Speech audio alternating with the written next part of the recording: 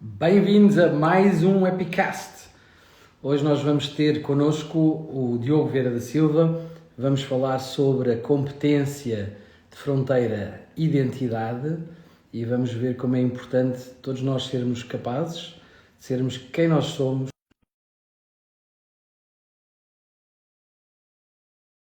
O Diogo vai se juntar a nós dentro de breves instantes. Tenho a certeza que vão adorar a conversa. Pelo menos para mim foi super inspiradora e muito educativa. Viva Diogo! Alô, Estás bom? tudo bem? Vou Estou. ver-te, tudo impecável. Eu vou apresentar o Diogo, para quem não conhece, para quem não teve a oportunidade de ver os talks dele, ou por acaso nunca se cruzou com ele. O Diogo tem uma grande qualidade que é, para já, ser do Porto. Voltou a Invicta há pouco tempo, ele é cá dos meus, é do Norte. É muitas vezes retratado como um sonhador pragmático, mas é mesmo pragmático porque ele é um doer. Tem um MBA internacional, tem uma pós-graduação em turismo LGBT. Ele é da geração Harry Potter, portanto, quando lhe perguntei qual é o livro que ele se lembrava de ter lido e gostado, ele respondeu o Harry Potter. Tem uma citação que eu importei, não é dele, é do Einstein, e é a seguinte: há duas coisas infinitas no universo: o universo e a estupidez humana. E da primeira, não tenho a certeza. Teve várias adversidades na vida, ele pode falar de algumas hoje, mas a primeira, mais difícil, foi não ter entrado na faculdade a primeira, e quem diria que a seguir havia estudado tanto e agora estar na Porto Business School com uma tarefa, uma missão tão espetacular como levares toda a área da inovação. Já podes eventualmente falar um bocadinho mais sobre isso. Mas mais importante, e é por causa disso que estamos aqui hoje, o Diogo é um epic speaker e fala de uma coisa que nos é muito querida, que é a identidade orgulhosa. Porquê? Porque todos nós temos de ser capazes de sermos quem nós somos em todos os lugares da nossa vida. E essa é a ideia mais preciosa. Diogo, deixa-me arrancar por perguntar-te. Tu já és reconhecido como sendo um grande pioneiro na causa, não é? Portanto, na tua jornada foste capaz de liderar várias iniciativas de defesa dos direitos LGBT, constituíste várias ONGOs.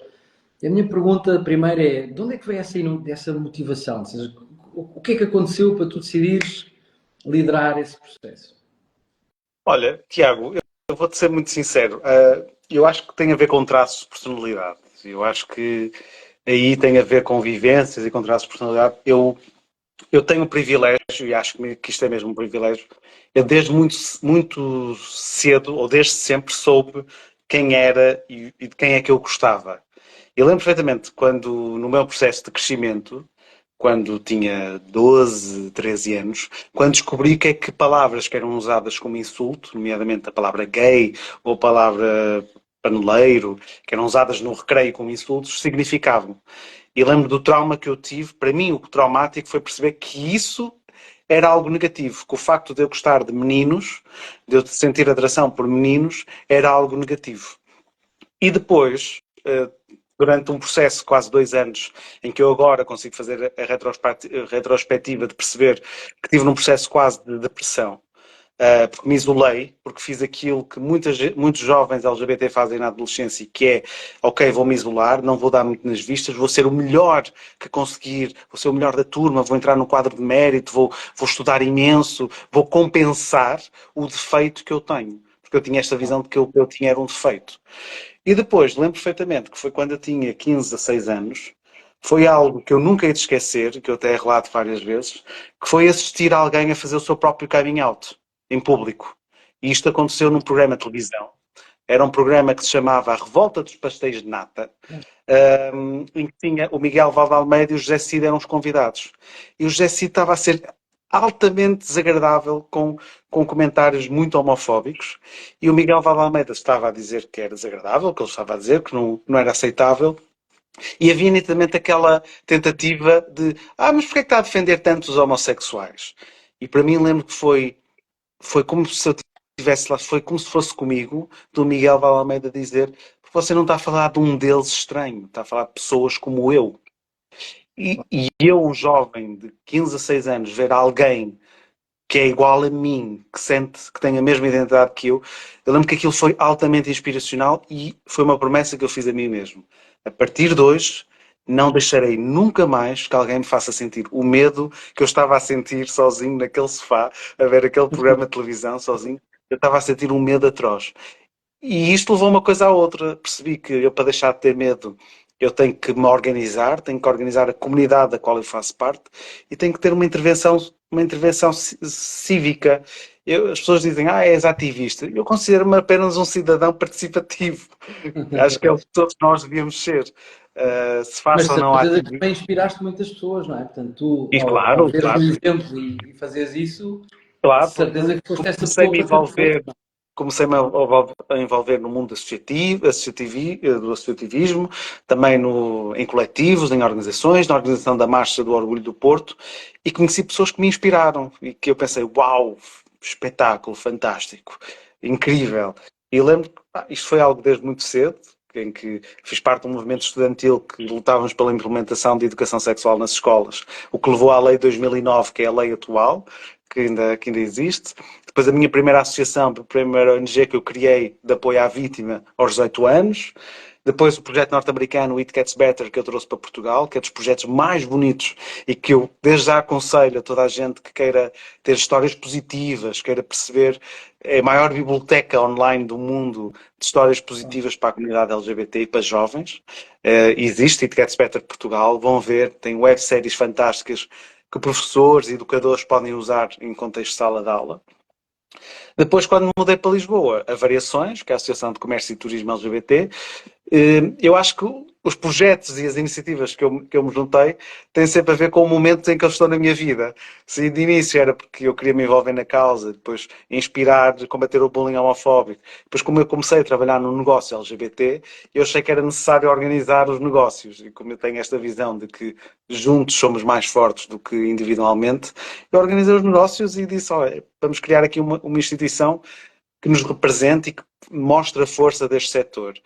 Depois do Porto Claro, Pride, em 2019, e isso. depois as coisas O Porto todas. Pride que também é outra história, não é? E que agora, pelos vistos, dia 13 e 15, 13 a 15, não é? Sim, Volta a haver Porto sim, Pride. sim. Tu de certeza que tiveste que ultrapassar uma data de adversidades para fazer isso acontecer, não é? Tu queres contar um bocadinho como é que é conseguir um feito desses? Olha, é engraçado, o Porto Pride é um evento mais antigo Pride da cidade do Porto. Foi criado em 2001. Obviamente não fui eu que organizei, que eu tinha 11 anos na altura, não podia ser eu.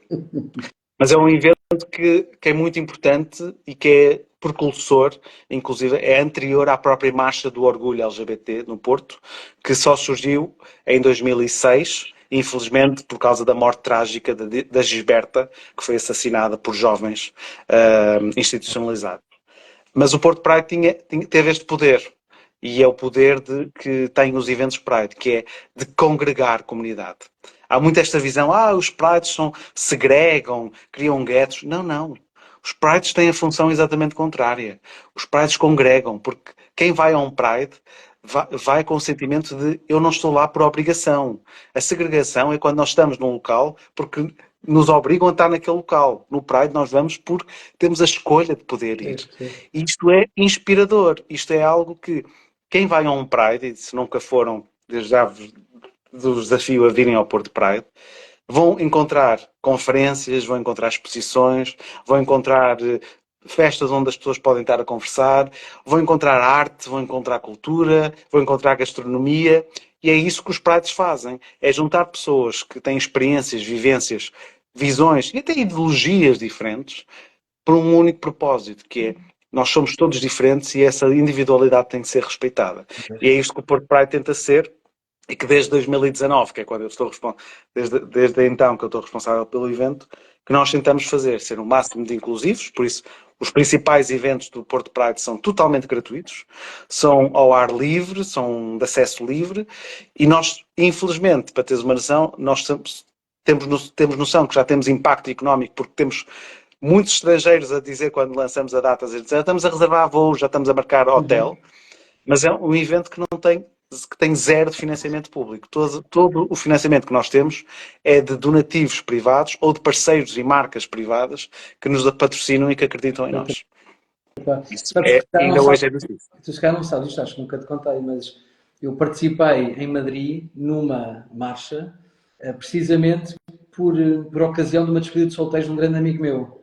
Ok, E aquilo foi visto, adoro. pronto, quase como uma provocação, uma paródia, e ainda hoje me arrepio. O ambiente era tão espetacular, quer dizer, a ideia de não sei, de harmonia, não é? De junção, epá, era tão espetacular, não é? Não é? De liberdade, não sei se a Da palavra é liberdade. tolerância, Eu mas acho que havia é uma, essa a assim, uma palavra. paz entre as pessoas, pá, que sinceramente era um bocado inspirador, não é? Movia um bocadinho as pessoas. Mas pronto, isso é o melhor que temos, não é? Nós sabemos que este prejuízo eh, vem para a economia, não é? De não olharmos para a diversidade, para a diferença com olhos de oportunidade, não é?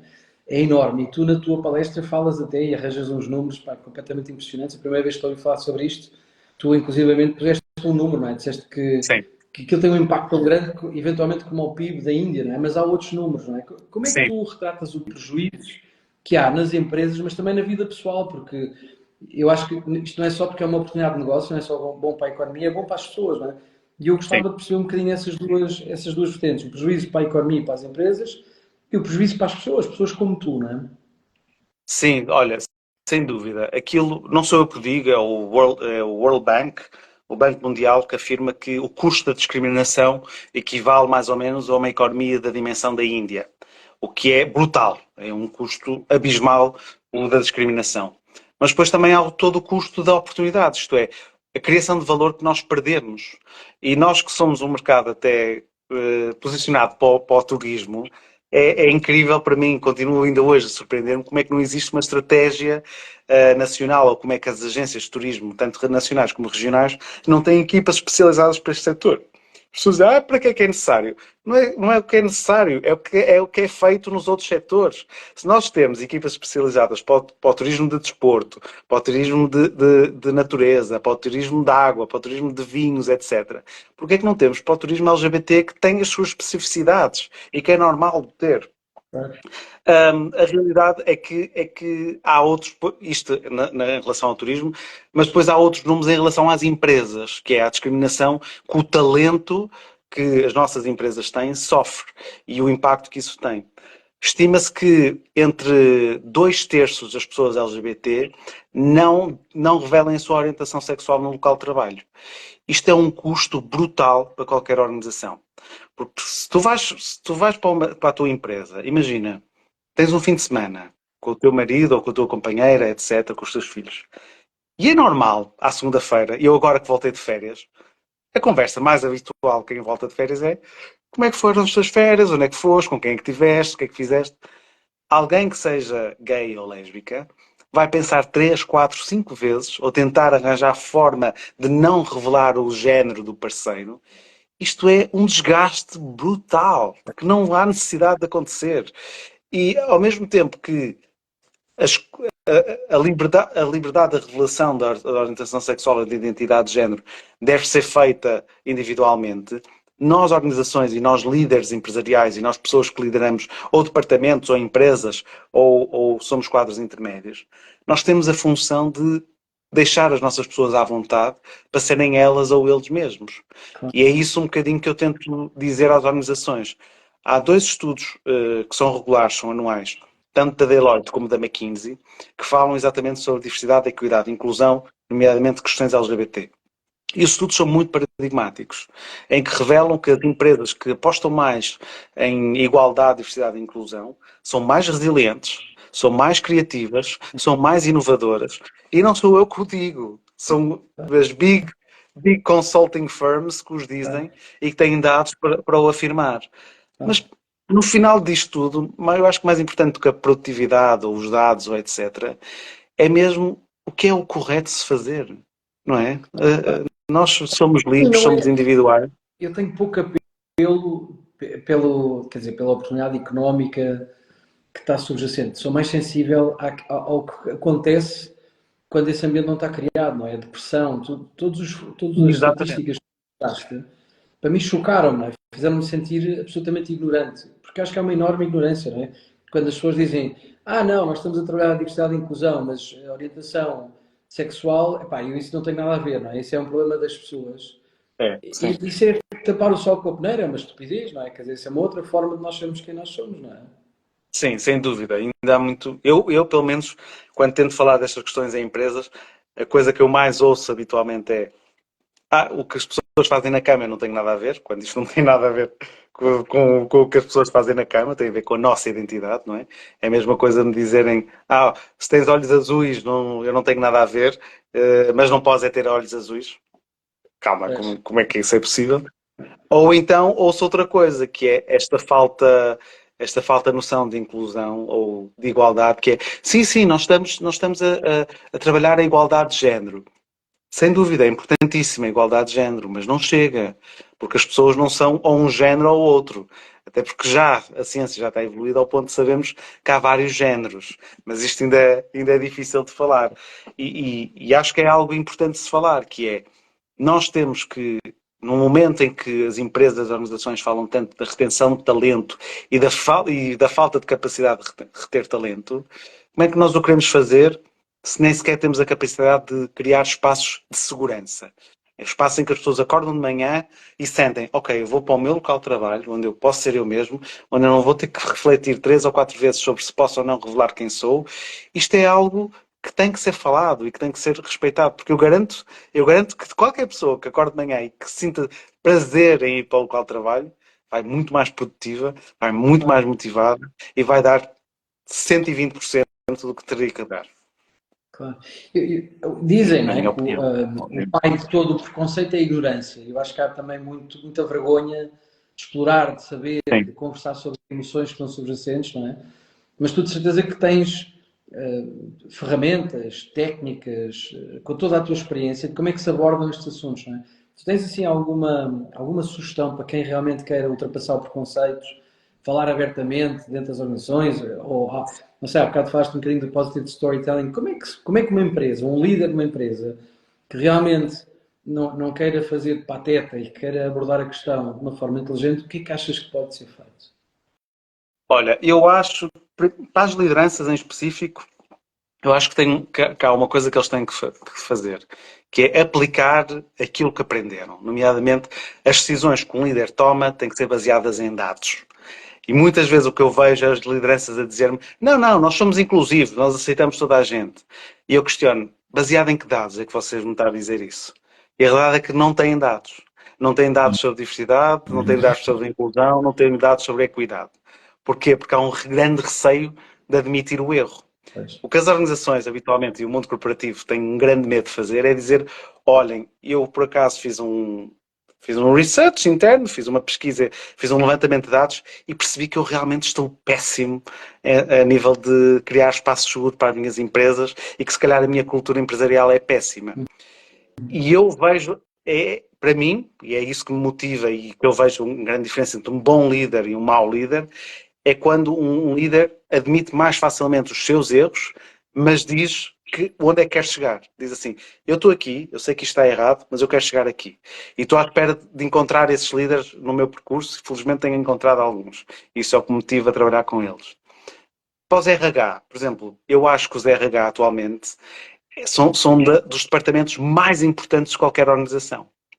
Só que os RH vivem uma dicotomia, em que ao mesmo tempo são vistos como algo secundário, meramente para tratar de ordenados, etc. Os líderes não lhes dão a importância de vida e vou ser muito pragmático. Se os RH realmente fossem importantes, o diretor de recursos humanos teria assento no Conselho de Administração de uma empresa. E são raríssimas as empresas em que um diretor de recursos humanos está assentado no Conselho de Administração. Isso é uma grande diferença entre uma boa empresa e uma má empresa. E os RH têm esta função de serem os proporcionadores de criação de espaços e de diversidade, equidade e inclusão. Nós não podemos dizer que somos diversos quando depois não temos nenhuma pessoa negra na nossa empresa. Nós não podemos dizer que somos diversos quando não temos ninguém que tenha a capacidade de assumir a sua orientação sexual ou identidade de género. Isso devia nos fazer refletir. Isso devia nos pensar, como é que é possível eu ter uma organização de 100 pessoas e dessas 100 pessoas ninguém é gay ou lésbica? É muito estranho. É muito estranho. Claro. Mas quando tu há bocadinho falavas nos dados, não é? Quer dizer, há várias empresas agora que eu acho que estão na fase de diagnóstico, não é? Que no fundo tentam fazer um diagnóstico não sobre a orientação, mas sobre a diversidade de uma perspectiva mais geral. Sim. Porque é difícil ir especificamente a essa diversidade, não é? Tu estavas a dizer há muitas perspectivas da diversidade, não é? Tu sentes que dentro dessas metodologias o tema da orientação sexual também é abordado ou essa não conta? Ou que quem está a fazer o vouching, não é? E essa advocacia também vos inclui, não é? Como causa na mesma proporção de quem tem eventualmente uma menos-valia ou uma experiência diferente. Até porque eu acho que é engraçado que muitas vezes ignora-se que o facto da diversidade é baseada na experiência. Ou seja, não é por causa da cor da pele, é por causa de todas as experiências que uma pessoa de cor Exatamente. teve na sua vida que lhe traz uma perspectiva diferente. Não é? Eu até gozava uma circunstância que, a trabalhar com uma empresa, dizia: pá, a diversidade que interessa é a diversidade cognitiva.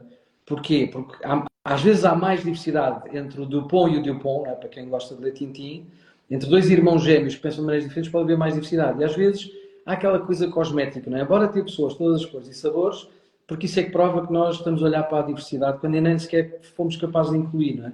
Tu sentes que o tema da orientação sexual também está consagrado, incluído, bem-vindo dentro de todas essas formas de olhar para a diversidade? Eu acho que, infelizmente, não. Acho que todos.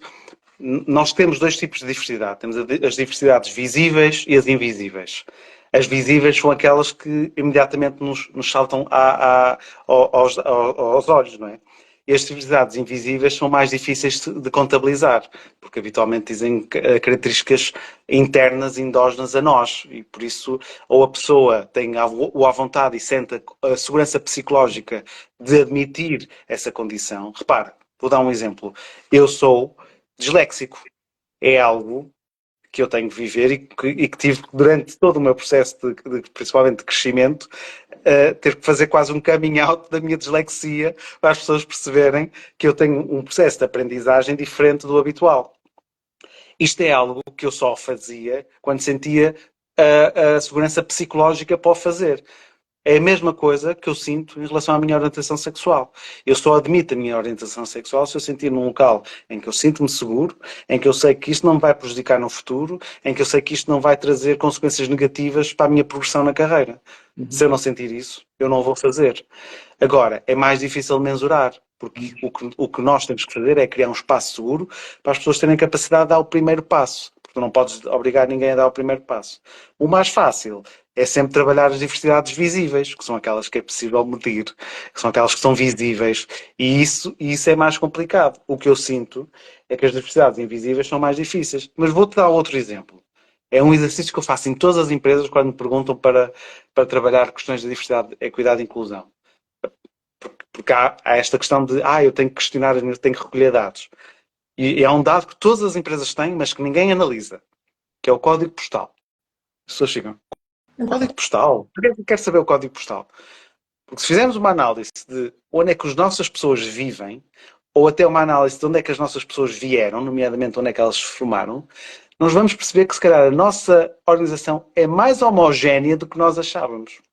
E exatamente, nós temos pessoas que pensam igual, que agem igual e que vivem nos mesmos sítios. Isto devia nos preocupar. Porque se estamos a criar barreiras, porque, não, porque tirou nesta faculdade e esta faculdade é melhor que aquela, etc. Wait a minute. Onde as melhores faculdades, ou as que estão melhor ao ranking, é onde há mais pessoas, o que é normal. Porque é muito mais complicado alguém ir estudar ou viver para o interior do que propriamente estudar ou viver na grande cidade onde habitualmente já estuda, já vive. E se calhar a vivência que essa pessoa teve no interior vai trazer novas formas de pensar, novas formas de ver os desafios e novas soluções para as empresas. E eu que trabalho muito a área de inovação, eu sinto que preciso disso. Eu preciso de me envolver com pessoas que tragam, que sejam disruptivas, que chegam à minha beira e dizem: olha, eu tenho uma vivência completamente diferente da tua, não estou a tentar anular as tuas experiências, mas a minha experiência diz-me isto, isto e isto. Isto é fantástico. Nós temos que celebrar isto e temos que trazer isto para as nossas organizações. Adoro a tua energia, já me parece que faz sentido pensar em inovação exatamente nesta temática. Não é? A inovação cada vez mais tem interseção, não é? Inovação para a sustentabilidade, inovação para a inclusão. Estou mesmo a imaginar que isto vai dar origem a um projeto. Tu agora estás com o Innovation Hub, não é? É assim que se chama? Na Porto Innovation Next um bocadinho da Porto Business School. O que é que estás aí a empreender, agora na Invicta? Olha, isto foi uma oportunidade que surgiu e que eu aceitei desde logo e e aceitei até pela atual liderança, pelo board atual da Porto Business School. O Innovation X Hub é um hub que pretende inovar e pensar os várias temáticas. E por isso nós temos os vários Impact Centers. Neste momento temos já 6 e vamos anunciar mais um 7º até ao final do ano. E estamos a falar de diferentes tópicos como empreendedorismo, sustentabilidade, turismo, África, AI for Business e Real Estate. Estes tópicos as pessoas pensam, mas calma, mas estes tópicos, há 3 tópicos que me interessam. Claro, porque nós não vivemos num mundo estanque, as coisas são interseccionais, é por isso que vem o X. As coisas são interseccionais, não podemos falar de real estate sem falar de turismo. Eu não posso falar de turismo sem falar de sustentabilidade. Eu não posso falar de sustentabilidade sem falar de empreendedorismo. Eu não posso falar da África sem falar de todos os outros. A realidade é que o que nós sentimos e o que nós queremos é criar comunidades à volta de cada um desses centros e pensar soluções. Não só criar conhecimento, como partilhar conhecimento, como explorar conhecimento, como também fazer com que o conhecimento seja disseminado o mais democraticamente possível. E essa é a nossa função enquanto escola, enquanto organização, que pretende ser o edge, digamos assim, do conhecimento e de criação de valor. Nós queremos é criar valor pelas pessoas, que é onde verdadeiramente o valor existe. Pronto, olha, para já o meu parabéns. do trabalho Pela profissional. escola e também fico contente por ter essa plataforma. Queria fazer-te uma última pergunta, porque já inspiraste muita gente, pelo menos a mim, seguramente. Que conselho é que tu darias a uma pessoa que estivesse agora a começar no mundo profissional e que na realidade ainda tem medo de usar a sua identidade? O que é que tu dirias? O que é que aconselharias? Olha, essa é uma pergunta difícil de responder, porque eu falo do meu caso, né, que é aquele que eu conheço por voz própria. Se eu fiz o meu coming out e o meu processo de assumir quem sou muito cedo, também tem a ver com o meu traço de personalidade, em que eu sou muito, muito não tenho medo do confronto, não tenho medo do argumento, não tenho medo, sou muito convicto do que defendo, mas também, ao mesmo tempo que defendo alguma coisa, quando me apercebo que estou errado, peço desculpa e altero posição. Mas tem a ver com os meus traços de personalidade. Tenho noção que isso tem a ver com as minhas características de personalidade. Mas eu acho que mas eu acho que não temos que ser todos assim. E acho que é normal as pessoas serem mais introvertidas, não gostarem de confronto, não quererem não terem esta necessidade de desbravar caminho, ou não sentirem essa necessidade. Por isso é muito difícil dizer-me aos outros o que é que eles podem ou não fazer. Por isso, o desafio que eu faço é mais dizer às lideranças o que é que elas devem fazer. Eu acho que as lideranças, entendendo que o assumir a orientação sexual ou a identidade de género é algo estritamente individual, que não deve sofrer qualquer tipo de pressão, seja de quem for, mas é nossa responsabilidade, e eu sinto muito isso, quando em grupos pequenos ou em formato de grupos pequenos, eu crio espaços em que as pessoas pela primeira vez se assumem. Isso para mim é uma vitória ganha. Quando eu consigo fazer com que outras pessoas cheguem à minha beira, como se diz à moda de Porto, cheguem à minha beira, e me dizem, olha Diogo, eu quero revelar-te, eu sou lésbica, ou eu sou gay, ou eu descobri que sou uma pessoa trans, ou eu descobri que sou uma pessoa não binária. E quando fazem isso, para mim é uma vitória, porque eu consegui provar àquela pessoa que ela pode ser ela mesma comigo, e não tem que ter medo. E acho que qualquer líder, qualquer pessoa, nós temos essa responsabilidade uns com os outros e eu faço isso não com uma visão não faço por altruísmo, faço mesmo até por egoísmo, porque eu quero que os outros façam o mesmo comigo. Claro. As pessoas dizem, mas isso é tão altruísta. Não, eu estou a fazer isto porque eu quero que nas organizações e nos projetos que eu me envolver no futuro, eu sinta também a segurança psicológica para eu poder dar este passo e ser eu mesmo. E só o irei fazer quando o maior número de pessoas o fizer. Por isso, ao mesmo tempo que é uma responsabilidade individual, eu sei que só tem impacto se for feito coletivamente. Fica a provocação para as empresas. Eu, pelo menos, acho que é um ótimo mote para provocá-las. Fica também aqui o desafio para as pessoas que estão a ouvir, para aquelas que vão vir a seguir a isto. Nem todas estão agora live a ver, mas muitas vão vir a seguir. E há muitos comentários que eu quero agradecer. Nós não estamos a abordar os comentários agora live, mas seguramente depois há tempo para responder até. Claro. Desafiem o Diogo para ir à vossa empresa provocar a criação daquilo que eu adorei, que é a ideia de ter aliados. Eu sou um aliado, dia 13 a 15 provavelmente podem ir aos aliados também, ver o Porto Pride, mas sobretudo eu acho que é a ideia. O Porto Pride ainda não é feito nos aliados, mas havemos lá chegar a ver o Porto Pride. Esse é o meu sonho e eu tenho, a equipa toda sabe disso, o meu sonho é fazer o Porto Pride nos aliados. Pronto. E nós vamos aliar-nos a ti para que isso aconteça. Diogo, foi espetacular, muito obrigado por essa energia. Obrigado. E até breve. Um grande abraço. Obrigado. Tchau. Tchau, tchau. Tchau, tchau.